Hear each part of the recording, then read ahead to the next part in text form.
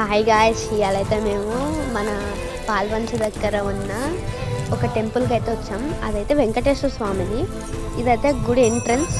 ఇదైతే పెద్ద ధ్వజస్తంభం మోస్తుంది టెంపుల్ అయితే.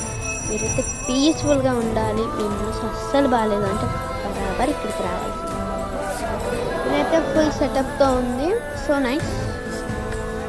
నేనైతే మీకోసం వెంకటేశ్వర స్వామిని దగ్గర నుంచి చూసిన విత్ పర్మిషన్ ఫొటోస్ యాడ్ చేస్తా, చూడండి. గోవిందా గోవింద. కాళ్ళు చేతులతో పెట్టుకొని బొట్టు అయితే పెట్టేసుకున్నా. ఇంకోండి చూడండి మీకోసం గోవిందా గోవింద. हृदय से बुलाया नाम जब तेरा